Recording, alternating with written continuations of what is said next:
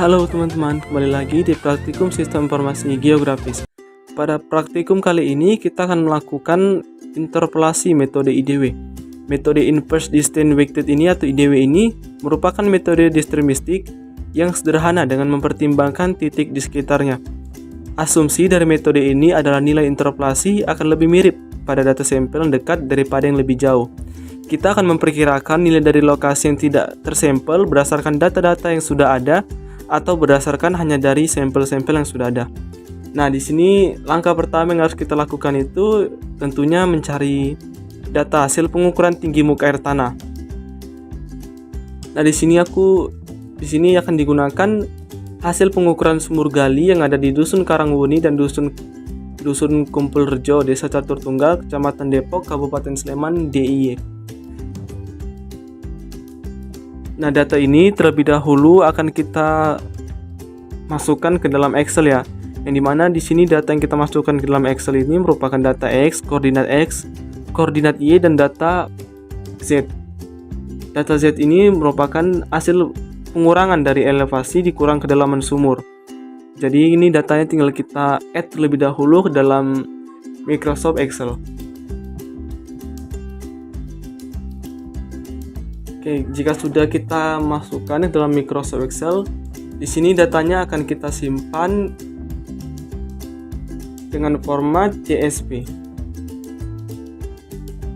Oke, ini. Oke, jika sudah, selanjutnya kita akan melakukan langkah selanjutnya itu di ArcGIS. Tinggal open ArcGIS-nya. Nah, terlebih dahulu di sini kita akan add data poligon atau data desa yang akan kita pakai, yaitu di sini Desa Dusun Catur Tunggal. Oke, kemudian kita add juga data CSV yang kita buat tadi.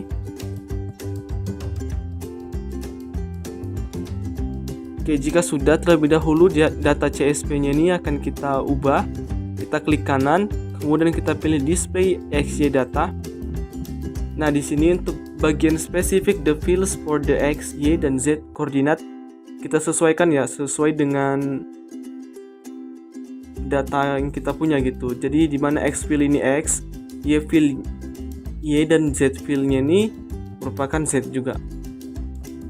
Oke, jika sudah, jangan lupa kita harus mengatur koordinat sistemnya. Oke, di sini karena merupakan Dusun Catur Tunggal DIY, jadi di sini koordinat sistemnya itu kita pakai project koordinat sistem UTM, kemudian WGS 1984 dan Southern Hemisphere, dan di sini kita pakai UTM Zone 49S. Oke, jika sudah, kita tinggal OK kan. Oke, nanti jika sudah selesai akan muncul data atau titik-titik sampel pengambilan untuk mengetahui tinggi muka air tanahnya. Selanjutnya, terlebih dahulu kita konversi dulu untuk file titik-titik ini ke dalam bentuk SAP. Kita klik kanan, kemudian kita pilih data, kita pilih export data. Nah, di sini kalau outputnya ini mau kita ubah, bisa kita ubah untuk lokasi penyimpanannya. Nah, jika sudah, kita tinggal OK kan aja. Oke, di sini berarti data untuk SHP tinggi muka air tanahnya udah muncul ya, udah ada. Jika sudah muncul data SHP-nya, selanjutnya kita akan melakukan geostatistical analysis. Nah, di sini terlebih dahulu kita pastikan bahwa geostatistical analysisnya ini udah ada. Kalau belum ada, kita tinggal klik kanan pada bagian tools ini.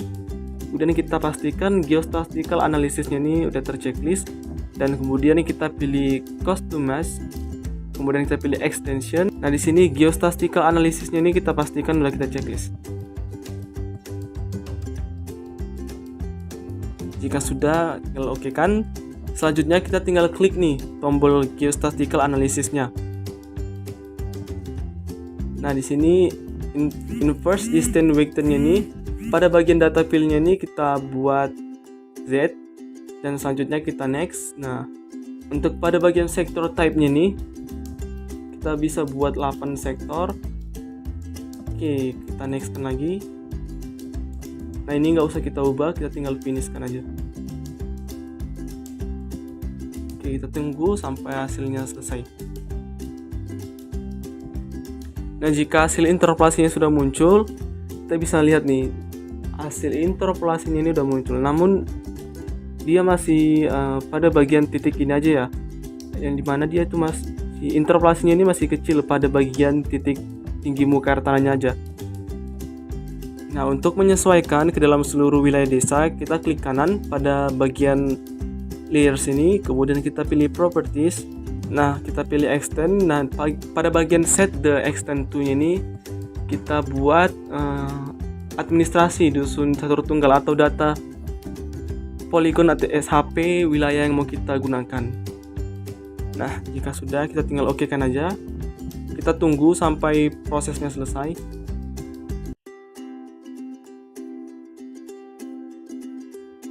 Oke, ini udah selesai ya. Interpolasinya ini udah besar, udah muncul di wilayah desanya. Tapi di sini terlebih dahulu kita sesuaikan dulu nih biar interpolasinya ini sesuai dengan bentuk wilayah desanya, karena ini kan dia hanya bentuk peta gitu, nggak mengikuti wilayah desanya gitu bentuknya. Nah, kita convert dulu layarnya ini, layar interpolasinya ini dalam bentuk raster. Kita klik kanan, kemudian kita pilih data export to raster. Oke, di sini kita tinggal oke kan aja. Tapi di sini kalau kita mau mengubah data penyimpanan, kita bisa mengklik output surface rasternya ini. Kalau sudah, kita tinggal oke kan aja. Kita tunggu sampai hasilnya selesai. Oke, di sini berarti untuk data interpolasinya ini udah dalam bentuk raster. Ini bisa kita lihat GA layer to green ini. Selanjutnya kita akan melakukan extract by max. Di sini kita bisa search aja di sini. Kita tinggal search aja extract by max.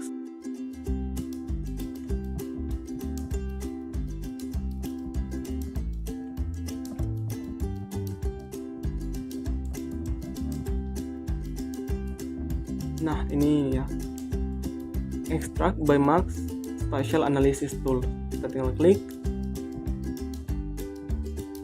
nanti akan muncul tab baru. Nah, pada bagian input rasternya ini kita masukkan raster interpolasi yang kita buat tadi.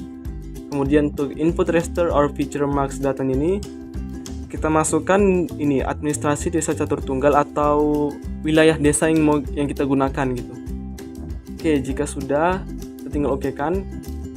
Kita tunggu lagi sampai proses extract by max-nya ini selesai. Oke, ini udah selesai ya extract by max-nya.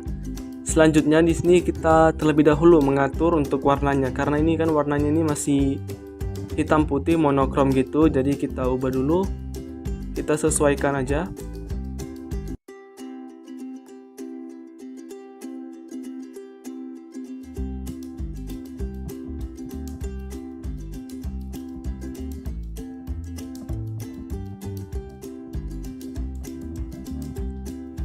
Nah, selanjutnya kalau udah kita atur nih warnanya, selanjutnya kita akan mengatur simbol loginya. Kita bisa klik kanan, kemudian kita pilih properties. Nah, kita pilih simbol logi. Kemudian kita pilih classify. Nah, di sini kita bisa menyesuaikan nih untuk kelasnya ini mau berapa, kita buat aja 15. Dan untuk warnanya juga bisa kita sesuaikan nih.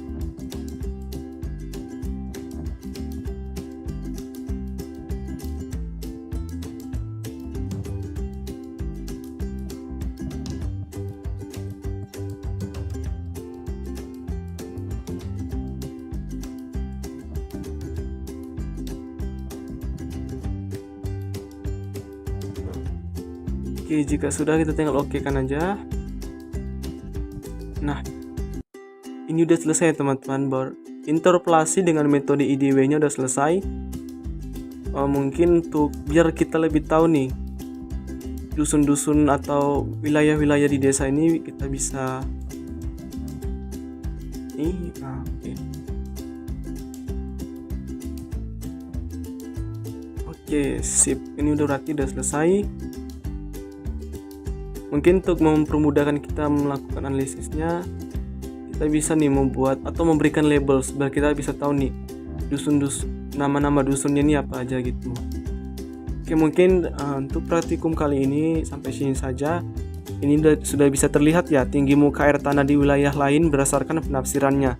Nah, di sini dengan menggunakan satu data kita bisa mengetahui nih tinggi muka air tanah di wilayah yang lain itu gimana sih gitu. Jadi melalui gambar ini kita bisa tahu penafsirannya gitu. Dapat kita lihat variasi tinggi muka air tanahnya di sini pada bagian ini. Ada yang sampai 109 sampai 114 meter dan paling rendah itu, dan yang paling tinggi 192 sampai 201 meter. Oke, mungkin untuk praktikum kali ini sampai di sini, kurang lebihnya mohon maafkan. Terima kasih.